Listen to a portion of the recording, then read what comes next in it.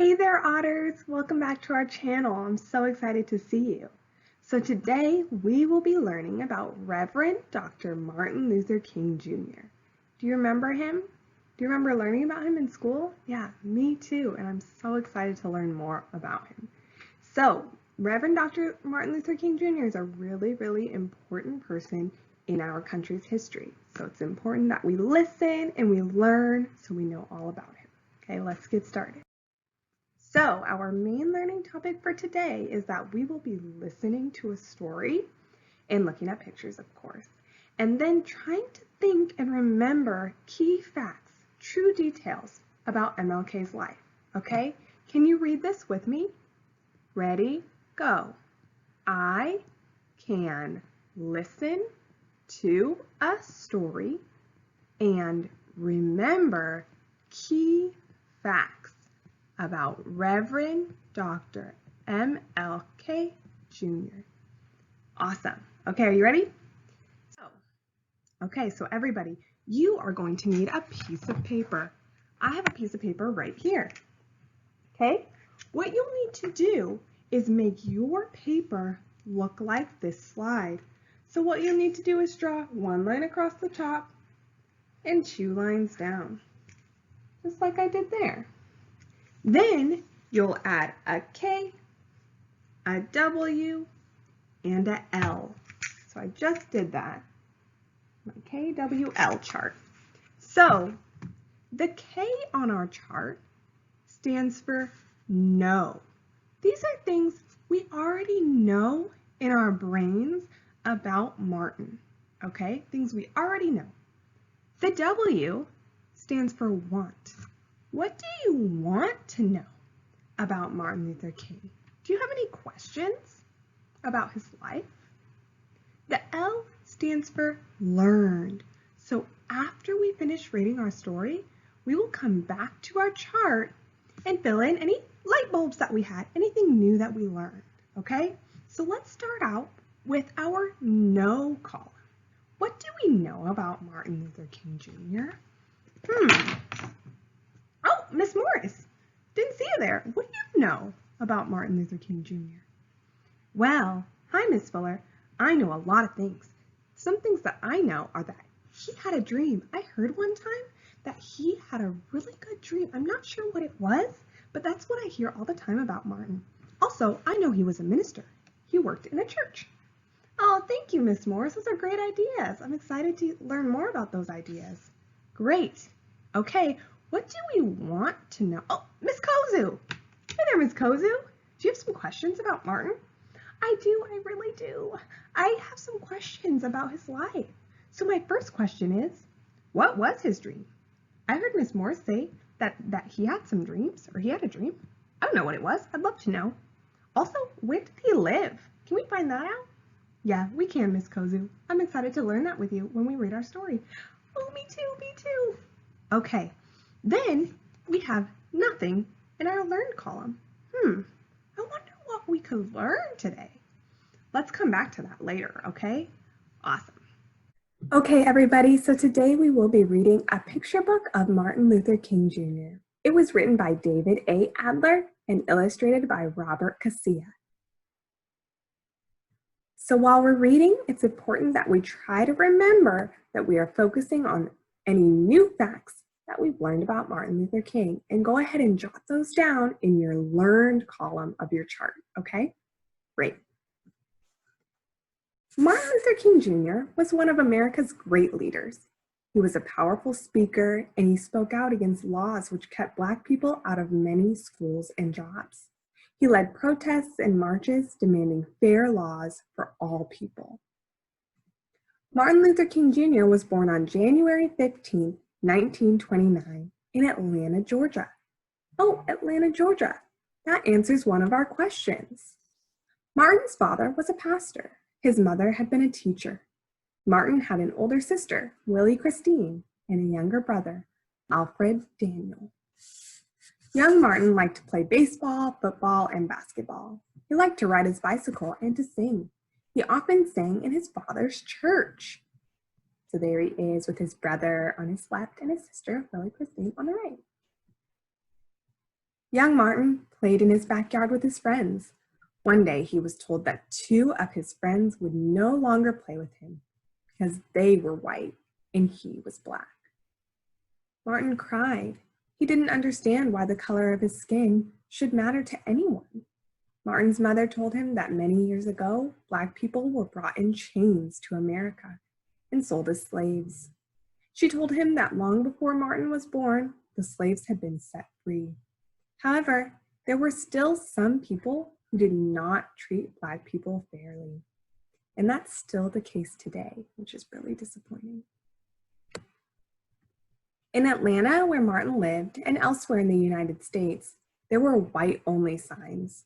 Black people were not allowed in some parks, pools, hotels, restaurants, and even schools. Blacks were kept out of many jobs. And there's a sign that says white only. Martin learned to read at home before he was old enough to start school. All through his childhood, he read books about Black leaders. So here's some examples. Frederick Douglass, Harriet Tubman, and George Washington Carver. Those are all really smart people that helped out other Black people just like Martin does. Martin was a good student. He finished high school 2 years early and was just 15 when he entered Morehouse College in Atlanta. At college, Martin decided to become a minister, just like his dad. After Martin was graduated from Morehouse, he studied for a doctorate at Boston University. While he was there, he met Coretta Scott. She was studying music. They fell in love and married. So he got a doctorate degree, which is why we call him Dr. Martin Luther King Jr. So if that was one of your questions, you can fill that in into your learned column. In 1954, Martin Luther King Jr. began his first job as a pastor in Montgomery, Alabama. The next year, Rosa Parks, a Black woman, was arrested in Montgomery. She had been sitting just behind the white-only section on a bus. When all the seats in that section were taken, the driver told her to get up so a white man could have her seat. Rosa Parks refused. Dr. Martin Luther King Jr. led a protest. Blacks throughout the city refused to ride the buses, meaning they chose not to ride, they just walked. Dr. King said, "There comes a time when people get tired of being kicked about." One night, while Dr. King was at a meeting, someone threw a bomb into his house.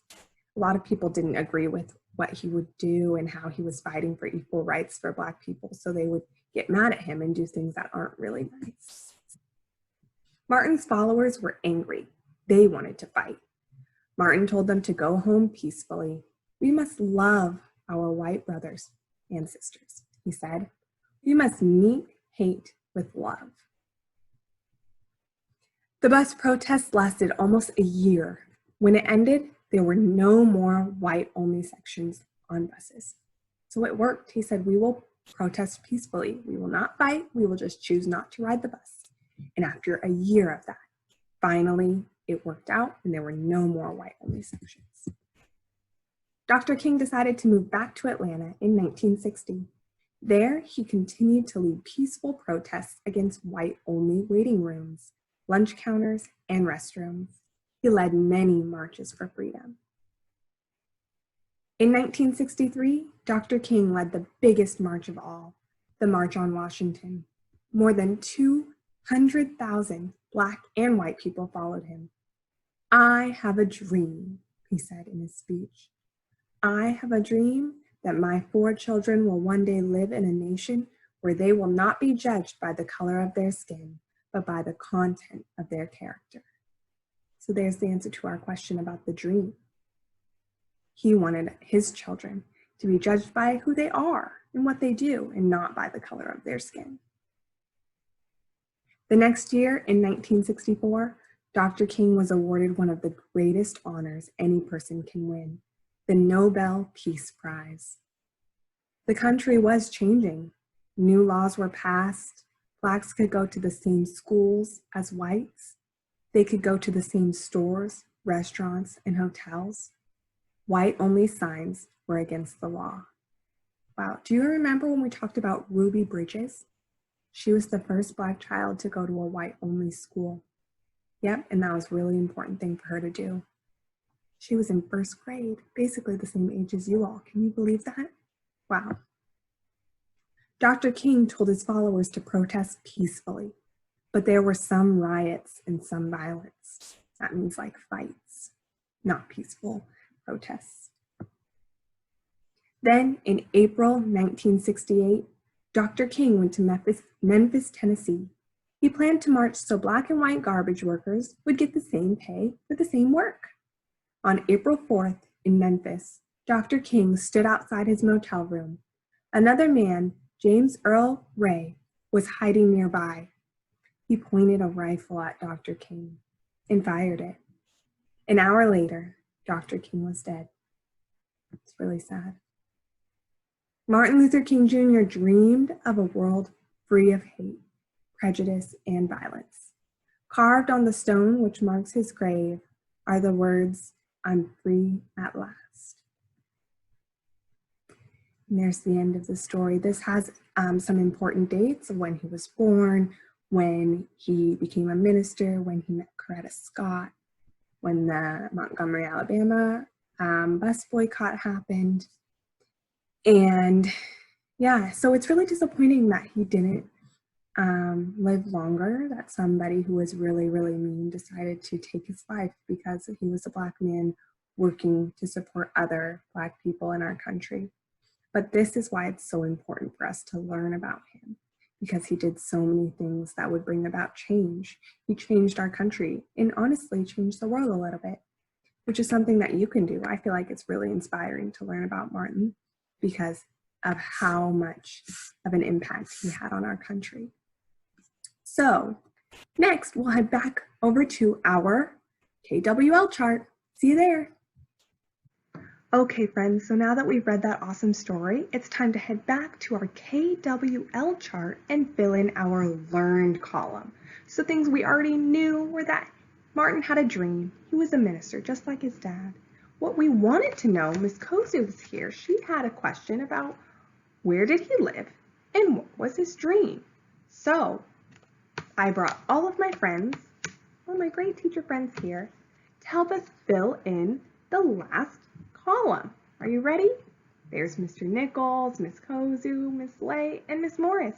And these are the answers they decided to write in the learned column.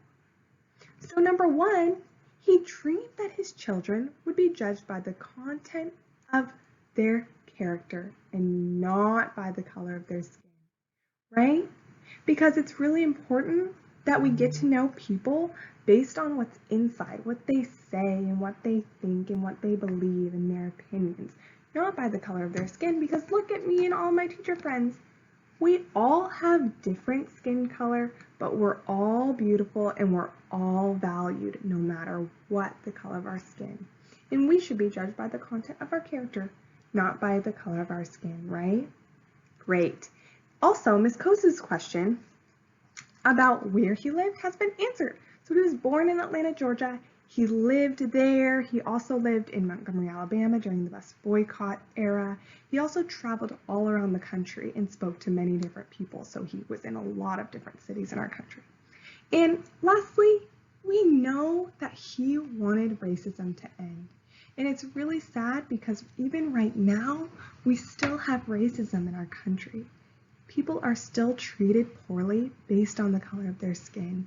And it's our job to actively work against that, right? It's our job as learners to make sure that we are educating ourselves about racism and making sure that we are actively being anti-racist. That means against racism in our school and in our communities. And I know you can do that. Right, teacher friends?